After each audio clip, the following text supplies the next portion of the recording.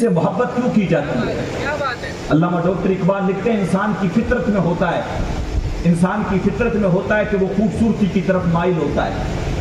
بچے کی معصومیت کے اندر جب خوبصورتی دیکھتا ہے اس طرف لڑک پڑتا ہے، درخت دیکھا اس پہ خوبصورت لگے ہوئے پھول دیکھے اس طرف انسان مائل ہو جاتا ہے۔ اب یہ پھول پڑے، آپ کی نظر پڑے گی، آپ کی محبت جو ہے ان پھولوں کے لیے جاگ اٹھے گی، کیا خوبصورت پھول ہے۔ جہاں طبیعت میں خوبصورتی دیکھیں گی طبیعت ادھر لڑک جاتی ہے۔ علامہ ڈاکٹر اقبال کہتے ہیں کہ جب انسان کی طبیعت کے اندر یہ ہے کہ وہ خوبصورتی کی طرف مائل ہوتا ہے تو پھر انسان کو چوکٹ پہ لایا جائے جہاں پہ سارے حسن پانی بھرتے ہوں، جہاں پہ سارے حسن غلامی کرتے ہوں، جہاں پہ چاند بھی شرمشار ہو جاتا ہو، جہاں پہ اللہ نے حسن اتنا دیا ہو کہ جب مسکراتے ہوں صحابہ ارشاد فرماتے ہیں حضور جب مسکرایا کرتے تھے تو ایسے لگتا تھا جیسے سامنے والی دیوار پہ عکس پڑ رہا ہو۔ اور جب باتیں یہ حقیقت میں صحیح روایتیں آپ کے سامنے بیان کر رہا ہوں، میں عربی عبارتیں بھی آپ کے سامنے، میرا اصول ہے میں ٹیبل رکھ کے کتاب رکھ کے پھر بیان کرتا ہوں، لیکن وقت اتنا زیادہ ہو چکا ہے کہ تفصیلی گفتگو کرنے کا وقت ہے نہیں، تو میں مختصر میں آپ حضرات کے سامنے جو ہے وہ بیان کر رہا ہوں۔ حضرت جو ہے ہند ابن ابی حالہ رضی اللہ تعالیٰ عنہ کہ حضور علیہ السلام نے جب سیدہ خدیجہ سے جب نکاح کیا، ان کے پہلے شوہر سے جو ہے وہ ایک لڑکا تھا، سیدنا امام حسن اور امام حسین کے ماموں ہیں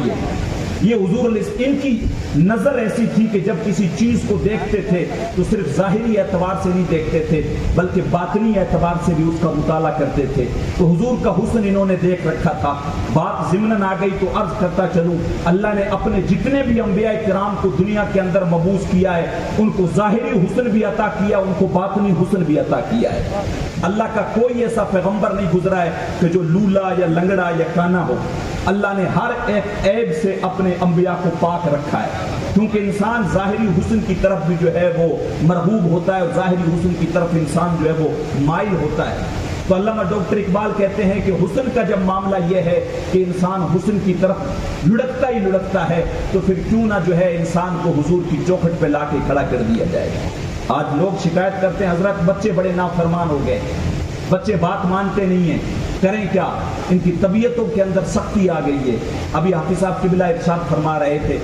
علماء نے ہمیں یہ وظیفہ دیا اگر بچوں کی طبیعت کے اندر سختی آ جائے ان کے ہاتھ میں ایک تسبیح دے دو اور ان کو ہفتے بھر تک حضور کی ذات پہ درود پاک پڑھو، ان کی طبیعتوں میں نرمی آ جائے، اللہ ان کے دلوں کے اندر نرمی پیدا کر دے گا۔ اور بچپن ہی سے اپنی اولاد کو حضور کی سیرت بتاؤ، حضور کے حسن کے تذکرے بتاؤ، حضور کا حسن و جمال بتاؤ، حضور کے اخلاق بتاؤ۔ جب بچپن ہی سے حضور کی محبت ان کے سینوں میں ڈالی جائے گی، کیونکہ اصل ایمان کی شرط حضور کی محبت ہے۔ لا یؤمن احدکم حتی اکون احب الیہ من والدہ وولدہ والناس اجمعین۔ خود حضور نے ارشاد فرمایا تم میں سے کوئی اس وقت تک مومن ہو ہی نہیں سکتا جب تک وہ اپنے ماں باپ سے زیادہ، اہل و عیال سے زیادہ، پوری لوگوں سے زیادہ بڑھ کے مجھ سے زیادہ محبت نہیں کرتا۔ تو ضروری کیا ہے ہم حضور علیہ السلام سے سچی محبت کریں۔ یہ ہند ابھی حالہ حضور کے حسن کا تذکرہ کرتے ہوئے ارشاد فرماتے ہیں حضرت حسن ایک مرتبہ پوچھنے لگے تو مختصر میں عرض کرتا ہوں، حضور کی پیشانی کی تعریف کرتے ہیں کہ خوبصورت چوڑی پیشانی تھی، گردن کے بارے میں بیان کرتے ہیں کہ گردن ایسے تھی گویا لگتا تھا چاندی ہو، چمکتی ہوئی چاندی ہو،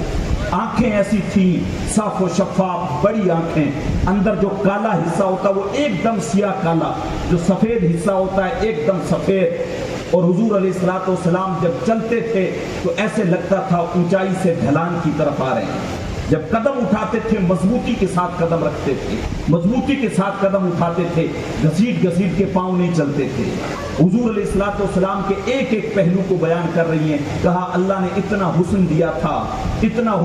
تھا جب مسکراتے تھے تو سامنے والی دیوار کے اوپر عکس پڑتا تھا۔